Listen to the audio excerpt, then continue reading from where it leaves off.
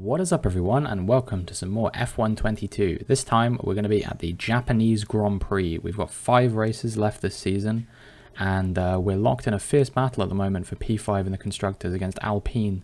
So we're going to need to give absolutely everything in these last 5 races to be able to secure that position and hopefully walk away with a few extra $1 million at the end of the season for the Constructors prize money that you get for finishing P5. And yeah, hopefully that will make them an easier opponent next season, because they have worked their way up the performance index even more than we have over these last few seasons. You know, they started as sort of a midfield team, and now they're definitely a front-running car. And we have started as a back-marker team, and now I'd say we're midfield, sort of breaking into the upper echelons of Formula One. Having a look here through some of the sponsors, we have an opportunity to change them if we wanted to. In the end, I think I mostly go for sponsors that we've had before. The Shark one, I don't think we had before. Well, we've had it before, but we didn't have it before this video, because I didn't really feel like it was necessarily possible when we were one of the top teams. But now we've slid down the order, and the team above us in the performance index, at least for the foreseeable future, is going to be Alfa Romeo. I'm pretty confident we can outscore them every single weekend. So that is basically a nailed-on $250,000 or so every weekend. And then the other ones are qualifying in the top 10, which we've done on all but one occasion this season. And scoring the 10 Constructors' Championship points. I thought I'd hold on to. You know, we've been on a strong run of form. We had a P3 in Monza, I think it was, or maybe it was P4. We definitely had a P3 in Singapore, P4 in Belgium. You know, we've definitely been finishing in the top 5 on enough occasions in the last sort of 5 or 6 races, maybe 4 out of 6 times or something like that, to make me pretty happy at the idea of us trying to target top 4 or top 5 in every race, at least for the remainder of the season. I don't think the teams around us are going to develop too much, mostly because they can't. You know, the cars are starting to reach their peak potential performance. You know, there's no more upgrades that some of these teams are going to be able to do anytime soon. Especially the back market teams, they've pretty much stagnated where they are for the whole of the season. And I've seen some YouTubers not quite sure why that is, and the reason for that is because those teams obviously start with worse facilities than perhaps the front running teams, should we say, and so they kind of end up where they don't have enough money to upgrade their facilities to the point where they can do any more upgrades to help them break further forward. Eventually, I think they do, but it takes a while, and that's why there's such a pronounced front of the field and back of the field, and there's such a big gulf between those two, is because the top 6 teams, well, let's say the top 5 teams, have all invested in Spec 3 facilities so they can get ultimate upgrades on their car, whereas the back 4 teams haven't invested in any Spec 3 facilities. At least this is how I understand this to work. They haven't invested in any Spec 3 facilities, so they can't get any ultimate upgrades on their car, and so they end up going a lot slower as a result. And then I would say we, Jaguar and Alfa Romeo, are sort of in an anomalous position in the midfield where some of our facilities are Spec 3, but not all of them. And so we struggle to break into we struggle to win races and to get onto the podium and things like that, but we can break into sort of the points on occasion, especially when the teams around us are having slightly poor races. The practice session for the Japanese Grand Prix went pretty well. I was kind of talking about the performance stuff over the top of it, but we didn't do any soft running, but I felt like I had pretty decent pace, and we'll see if we can translate that into this qualifying session. Go out first time on a set of fresh softs. Obviously, we haven't done any running in qualifying yet, so we have to take a set of fresh softs, and we'll see what kind of time we can do. It's a 1:29.7. Alonso is faster than us, but we do go faster than Ocon, as Max Verstappen sets a time about a second faster than we did. So we might need to see a little bit of improvement. And lo and behold, I do a much better lap on my second time around, another fresh set of softs, but we're up by over a second at this point, and I guess my first lap, I was kind of just feeling out the track on the soft compound tyres. We crossed the line, and if you didn't see there, it was good enough for P5. So yeah, we're in a pretty good we're in a pretty good position right now. I would say, if we can sort of keep up that level of performance over the course of the weekend. Fittipaldi in P11, right where I want him to be, ahead of both Alfa Romeos, and yeah, he's not going to be breaking into the rest of the field anytime soon. I think Ocon might have actually got eliminated from qualifying there, but you know, I'm sure even if he did, he will have the pace in the race to sort of break through to the top 10 or thereabouts. As we start on Q2 now, we're on a used set of softs on this occasion because we now have used tyres to use.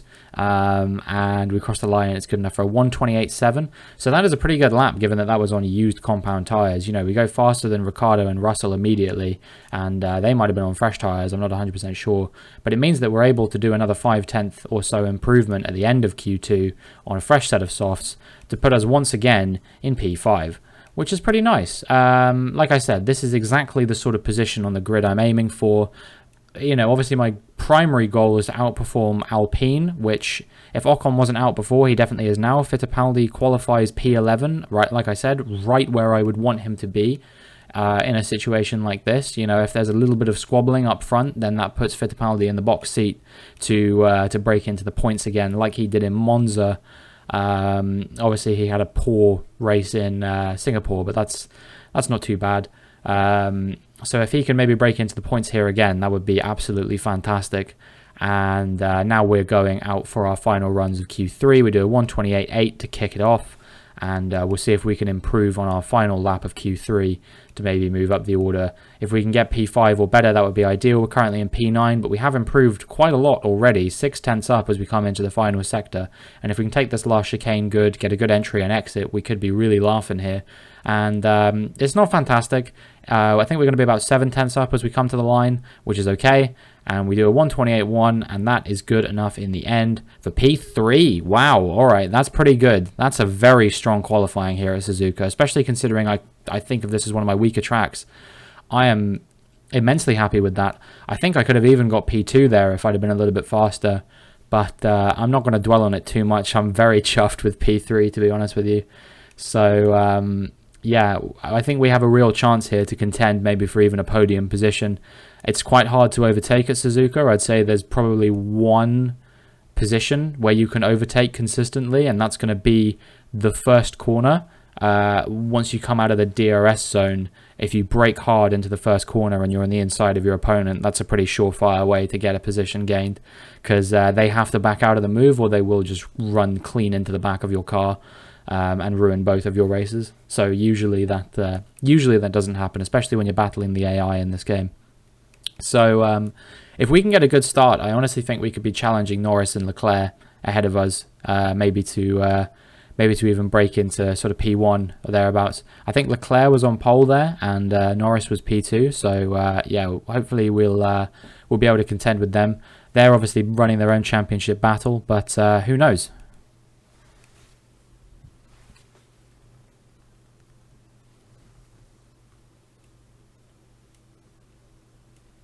Manden idé.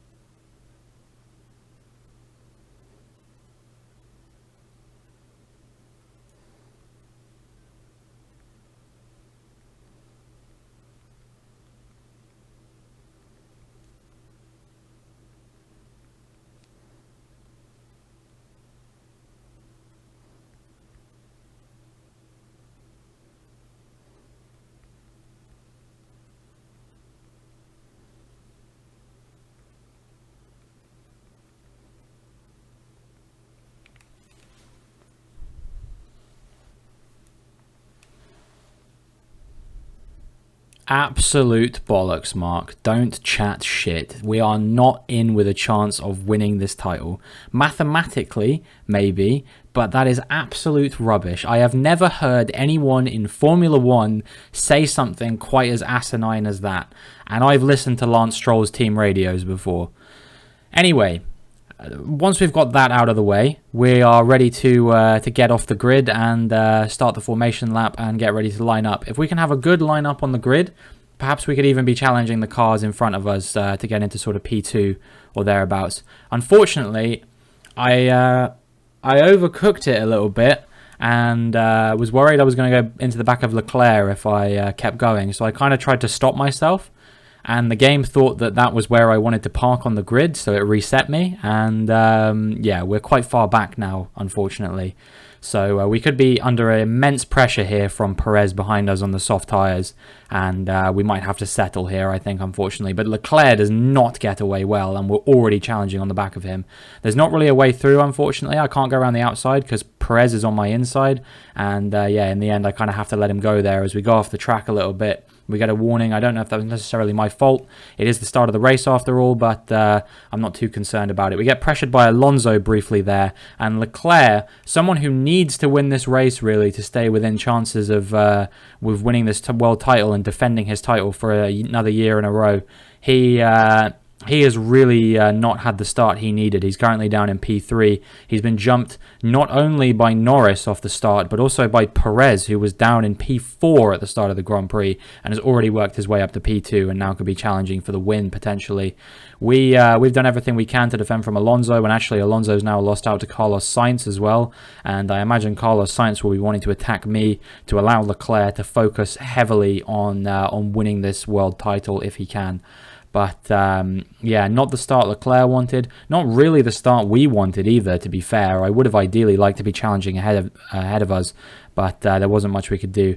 This is Lewis Hamilton on lap 4, and you see he is now suddenly going very slowly, and that is going to be the end of his Grand Prix. Pretty unfortunate for him that his race would end this way, but what that has done, if he wasn't there already, that has promoted Enzo Fittipaldi up into the points. I think Fittipaldi is either in P9 or P10.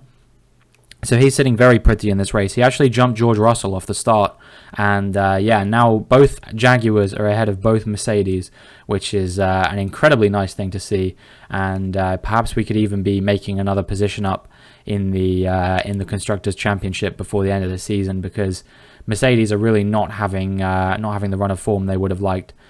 Enzo is into the pits for the first time. I think he started on the soft compound tyres, so that's nothing to be alarmed about. And yeah, Carlos Sainz has stayed with us the whole time, but he's basically not mounted any kind of attack on us whatsoever over the course of this Grand Prix so far. He's kind of just idly sat behind us and maybe tried to sort of dig about for a way through a little bit, but the problem is that we're just a little bit too fast for him. And as we come to the end of the lap, he's actually fallen out of DRS range because he got attacked by Alonso into the chicane. We've fallen away significantly from the front three cars. I don't really care about that. If we can hold on to P4 for the remainder of this Grand Prix, that's pretty much everything I would be content with over the course of this Grand Prix. Alonso and Sainz continue to squabble behind, and that allows me to move away a little bit. I'm significantly faster than these guys through Sector 3. I sort of keep pace. We're roughly the same in Sector 1, and then Sector 2, they're a lot faster than me. So that's sort of where the time differential is. Perez is coming into the pits for his first pit stop now. I think it's going to be his only one. I think he's doing a soft medium. It's a very aggressive strategy for sure, but if it works out, it could see him in with a chance of even winning the race. So yeah, we'll have to wait and see whether he's capable of closing this one out or not. And now as we come on to lap 13, you see that Alonso has remained ahead of Sainz for now, and he could be potentially pressuring us into turn 1 here. He's not quite close enough on this occasion, but things are definitely getting nervy here. It feels like these guys are getting closer and closer every lap, even if it's only by a little bit. Russell has definitely dropped Fittipaldi at this point, but I think Fittipaldi is in P9 or 10 still. I think it's P10 because I think even Ocon might have jumped him at this point. Yeah, there's Fittipaldi. Obviously a few cars still yet to pit and whatnot, but when they do, I think Fittipaldi will shake out either in P9 or P10, depending on where Ocon is at this stage of the Grand Prix. End of lap 13, and we are now into the pits. And yeah, we are going to fit a set of hard compound tires to the end. The mediums have served us quite well. It's not a super high tire deg track, so it's not too much to worry about. I remember I always used to overheat the tires on this circuit, and then I started running lower tire pressure setups, and that's pretty much all I run now. You might wonder why I don't get amazing traction out of the corners, and it's because I run quite low tire pressures. But it's to cause the tires not to overheat. It means I can actually corner properly as opposed to having zero grip because the tires are overheating like crazy. It's just one of those sort of drawbacks of playing this on a controller versus playing this on a wheel. I play this on a controller. For those who are curious, I don't own a racing setup, so I don't really have much of a choice. And yeah, I end up being quite aggressive with my cornering as a result. Here we are stuck behind Carlos Sainz now, and yeah, he's just come out of the pits. He's on cold tires. He has got ahead of us for now. We're going to see if we can get back ahead of him, but like I said, there aren't many overtaking spots here, and his tires are going to be very warm by the time we reach the spot that you typically would overtake another car around. I'm going to have to see if I can utilize the fact that I have significantly stronger pace than the rest of these guys to try and get ahead of them. And you'll see here that that we are going to try and do exactly that in Sector 3.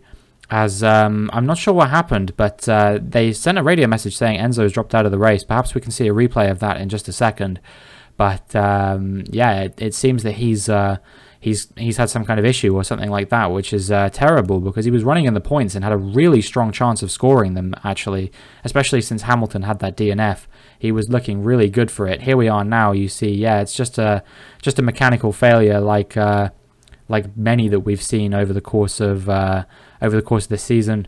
He just has an engine failure or something seemingly, and yeah, now we're back to our race. And lap 20, Sainz hasn't really mounted much of an attack ever since we overtook him into the chicane. But yeah, that's absolutely gutting, that Enzo Fittipaldi situation. I really wanted to see him score more points. You know, the more points he can score now, the easier it makes our fight with Alpine, especially in a race where it looks like they're struggling a little bit. You know, he would have been denying Ocon a point if he'd done that. I think Ocon has made his way up into P10 now as a result of that. And yeah, Alonso's only down in, I think, P7 as well. So we would have been looking very pretty to outscore Alpine by sort of, I mean, if Alonso's P7, that would be 6 points for them, and it would be 13 points for us if Fittipaldi had stayed 10th. So yeah, that would have been huge for us. I think as it stands, if Ocon's P10, that's 7 points for them and 12 points for us. We'll still outscore them, but not by anywhere near as much as we would have been doing otherwise. Lap 26 now. Sainz still not found any kind of way through us. I think the orange symbol you see there is for our gearbox, which is starting to get a little bit worn, but it should be okay for the last 2 laps of this Grand Prix, I imagine. And yeah, we're now just trying everything we can to keep Sainz behind. Our tires have gone off quite a lot. I think he's got a bit more life in them than we do. So we're really struggling through the S section now. We have to take them nice and slow, and that is allowing him to close us down massively. I think he's going to try and overtake us into Degna 1. Thinks again, and now he's actually under pressure from Ricciardo, who's managed to get ahead of him. I did not see that coming, but he was so slow coming into Degna 1 because he tried to mount an attack that didn't work, that it allowed Ricciardo to find some room through. And now that actually has huge ramifications for the Constructors' Championship, where McLaren and Ferrari are actually very close in a battle, because whilst Ricciardo has not had a particularly good season, Sainz has not had a great one either, and that means that yeah, it's been pretty close between the two of them. And been pretty close between Leclerc and Norris at the front, obviously, as well. And that might mean that McLaren jump Ferrari in the constructor standings, or at least close them down a lot. As we round the final few corners of the race now, we are going to come up to the line. Ricciardo's not going to catch us. It's going to be good enough for P4, and I can't complain about that. It was a pretty strong weekend, all things considered. So even though we finished lower than where we started, I'm not gonna complain about that one at all. Ocon gets driver of the day. I think that's fair enough. He went from P22 to P10. He had a penalty in the end. So yeah, that was a pretty strong performance from him.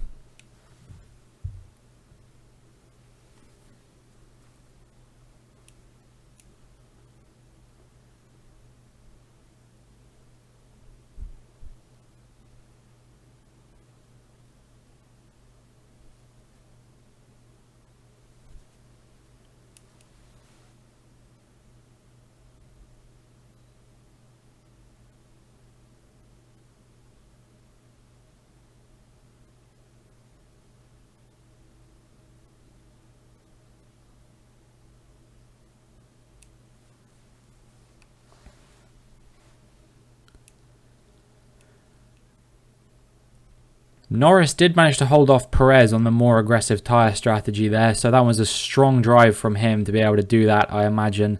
Leclerc has to settle for P3 in the end as well, which is not going to help his championship chances whatsoever. We were out of this championship after sort of Baku, I reckon, honestly. When we had that DNF in Baku, that killed our chances. Even though these guys have probably had a similar number of DNFs to me, I think that really ruined it for us. So, yeah, I really think Norris is uncatchable at this point. I'd be very surprised.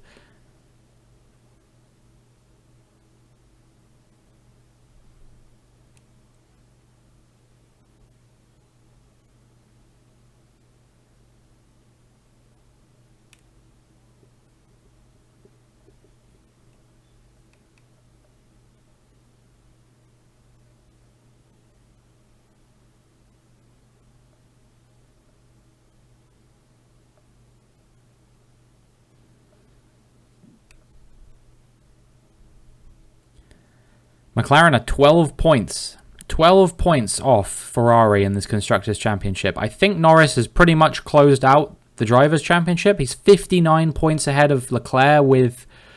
I'm trying to think how many more points are up for grabs this season. Or the maximum I think that can be scored is what? 26 times 4, which is 104, plus 8 for the sprint in Brazil. So that's 112. So Leclerc... even if he scores all of those points, Norris can still score 72, and that won't be good enough. That would mean that there would be 19 points in it still. So he needs Norris to have at least one DNF. He needs to win every race and the sprint and get fastest lap, basically, and for Norris to have a DNF, because these two are the fastest two on the grid, for sure. Anytime anyone else finishes in first or second, I am heavily surprised by it. So... yeah, it was a strong performance from Perez, even though he was on a slightly more aggressive tyre strategy, obviously. And yeah, I think Leclerc needs a Norris DNF in one of these next upcoming races. Otherwise, he's just gonna be completely out of it. We've extended the gap to Alpine. We're about 50 points off of Mercedes at the moment. So if they have a poor I tried to say finish and close at the same time there. If they have a poor finish to the season, we could close them down for P4. But I think consolidating P5 is going to be the target here. I don't think we have the pace to catch Mercedes before the end of the season. And because we're not going to be making any more upgrades before the end of the season, because I'm not planning on investing on any facility upgrades until the start of the 2025 season, because I'm very invested in re-signing Fittipaldi for another season. I think he's earned it. You know, today was not his fault. He would have got points if it hadn't been for the DNF. He got points in Monza. He's been banging in as strong performances as you can expect from a driver like that in qualifying. You know, outperforming the Alfa Romeos, who are slightly faster than us. I'm very happy with what he's doing. I want to keep him on the team if I can. He's not super expensive. I think his contract's only about 5 million or so.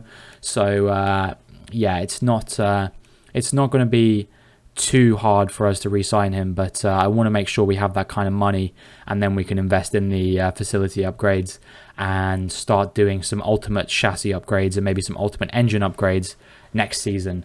But yeah, this was a strong race overall, strong Japanese Grand Prix.